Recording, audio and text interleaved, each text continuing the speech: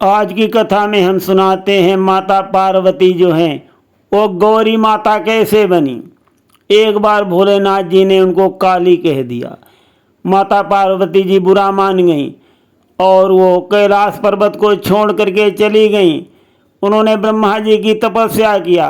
ब्रह्मा जी प्रकट हुए, बोले माता आपको तपस्या करने की ज़रूरत नहीं थी, मुझे आप बुला लेती, आपका आदेश ही मेरे लिए काफ़ी है। माता पार्वती जी ने कहा कि नहीं नहीं, ये मान सम्मान की बात होती है और मुझे सम्मान देना सबको भली प्रकार से आता है। विस्तार पूर्वक कथा प्रस्तुत है। कथा में आगे बढ़ने से पहले सर्वमंगल मंगले शिवे सर्वार्थ साधिके शरण्ये त्र्यंबके गौरी नारायणी नमोस्तुते। माता पार्वती जो थी वो पर्वतराज हिमालय की पुत्री थी और हिमालय की त्वचा जो है सफ़ेद बर्फ की तरह, किंतु माता पार्वती का जो रंग था कोई सांवला था। और पार्वती का तो अर्थ यही होता है पर्वतों की शक्ति। तो माता पार्वती जो थी पर्वतों की मूल शक्ति थी। ऐसे तो शक्ति स्वरूपा संसार की हैं, संसार की माता हैं। और कैलाश पर्वत पर भगवान भोलेनाथ के साथ वो भोर की तरह नहीं, संध्या की तरह सुशोभित थी। और भगवान भोलेनाथ जी ने एक दिन हंसी हंसी में उनको काली कह दिया।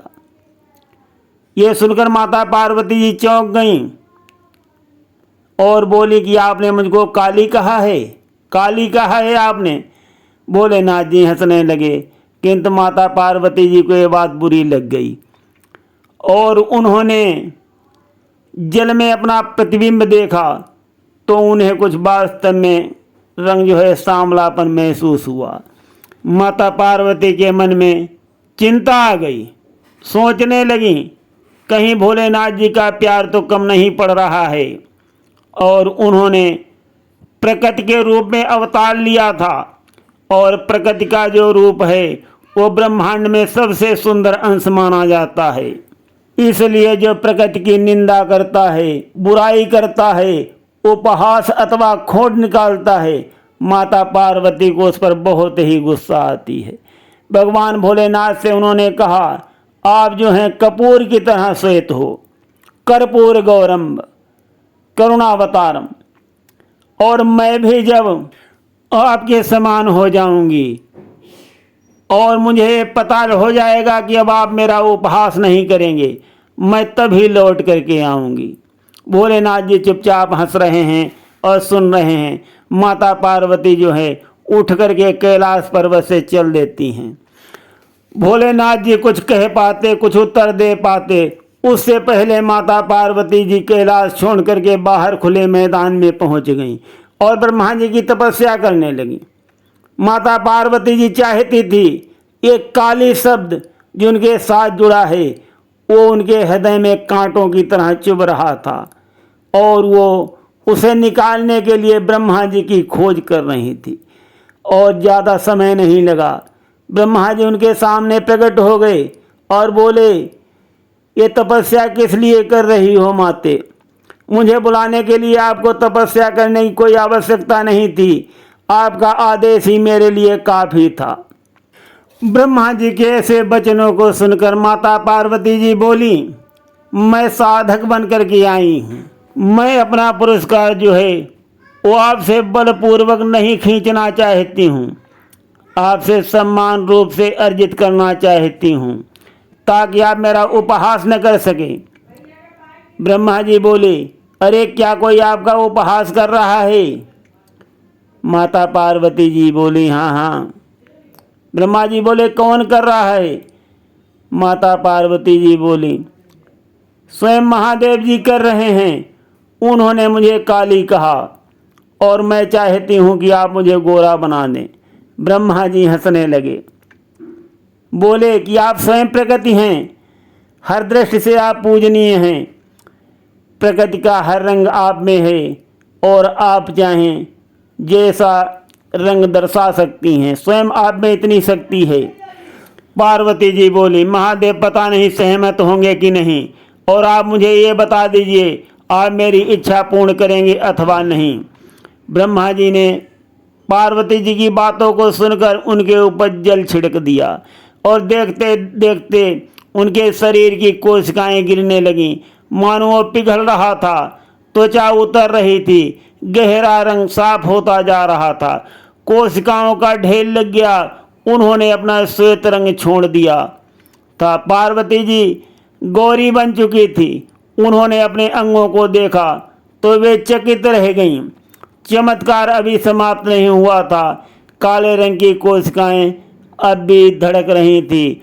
उन्होंने अलग से एक नया रूप धारण करना आरंभ कर दिया, मानो वे पार्वती से कह रही हों कि उन्हें अब उस शरीर की आवश्यकता नहीं है। ये नया रूप धारण कर रही थी, एक नई देवी तैयार हो रही थी। काली त्वचा, काले केस, लाल आंखें। कुछ देर के बाद माता पार्वती शिव के पास पहुंची। उनका शरीर कैलाश के बर्फीले मस्तक से भी अधिक श्वेत हो गया था। उन्होंने महादेव की ओर देखा और उन्हें यह भी मालूम था कि महादेव जी उनसे जरूर पूछेंगे, अरे एकदम ऐसा कैसे बदल गया। और हुआ भी वही। भोलेनाथ जी ने पूछा, कौशिकी कहाँ है। माता पार्वती जी की थोरियां चढ़ गई, बोली, अरे कौशिकी के बारे में तुम कैसे जानते हो। भोलेनाथ जी बोले, क्या ब्रह्मदेव ने उसे कोई नाम नहीं दिया है, वो काले वर्ण वाली देवी जो आपकी त्वचा से तैयार हुई है। माता पार्वती जी बोली, हाँ हाँ, वो मेरे ही कोशिका से निकली है, इसलिए उसका नाम कौशिकी है। ये उपयुक्त नाम है, परंतु मेरे लिए वे हमेशा काली ही रहेंगी। पार्वती जी सिहर उठी, उन्हें वो नाम बार बार सुनाई दे रहा था। उनका मस्तिष्क उसे दोहरा रहा था या कैलाश से प्रतिध्वनित कर रहा था। काली काली काली, यही नाम की गूंज हो रही थी। वो नाम पार्वती जी के धवल शरीर के अंगों में धड़क रहा था। चारों तरफ काली काली काली ही गूंज रही थी। शिव के शब्द गूंज रहे थे, वे हमेशा काली ही रहेंगी, वे हमेशा काली ही रहेंगी। ये सुनकर के देवी फिर बोल उठी, क्या आप मुझे फिर से काली कह करके पुकार रहे हैं। पार्वती माँ ने आश्चर्य भरकर पूछा, आप उसे काली कह रहे थे, उस सामले रूप को जो मेरा अंश है, आप चाहते कि वो मेरे भीतर से फिर से प्रकट हो। भोलेनाथ जी ने कहा, हाँ, दूसरा पक्ष, आपका उस उग्र पक्ष। मैं अपने शरीर का वो धूसर भस्म लगाता हूँ, वो रंग गौरी और काली के रंग से मिलकर बना है। काली के प्रकट होने का समय आ गया है, उन्हें एक कार्य करना है। माता पार्वती जी बोली, कार्य? कौन सा कार्य। भोलेनाथ जी ने कहा, कुछ राक्षस हैं जिन्हें केवल काली ही मार सकती है, और वो बहुत ही क्रूर हैं, बहुत ही बलशाली हैं, बहुत ही अत्याचारी हैं, खूंखार हैं। भोलेनाथ जी की बातों को सुनकर माता पार्वती जी बहुत खुश हो गईं। इस प्रकार से माता पार्वती के सामने भोलेनाथ जी ने काली की महिमा को दर्शाया, बहुत महिमा बताया। बोले, उस कालिका को जिसमें ब्रह्मांड के सब रंग विलीन हो जाते हैं। काली का रूप भारहीनता को दर्शाता है, और जो कुंडली बनकर हम सब के अंदर विद्यमान है वो भी महाकाली ही है। महाकाल यानी काल की भी काल। जिस तरह आप अनुकूल बनाती हैं, काली समाप्त करती है।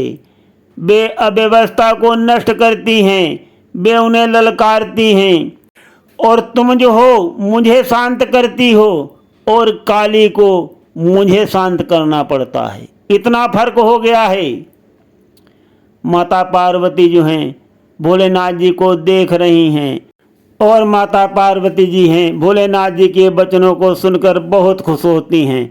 और मैंने पहले भी बताया कि ब्रह्मांड में जब भी नकारात्मक शक्तियाँ उत्पन्न होती हैं, उसको मिटाने के लिए किसी न किसी महाशक्ति का जन्म अवश्य होता है। इधर शुंभ और निशुंभ और रक्त बीज का अत्याचार बढ़ रहा है। इसलिए भोलेनाथ की महिमा हुई और माता काली जो हैं प्रकट हो चुकी हैं असुरों का संहार करने के लिए। सुनते रहिए गिरीश अध्यात्म ड्रीम में अत्यंत रोचक और कल्याणकारी कथाएं। धन्यवाद। हर हर महादेव की जय। हर हर महादेव की जय।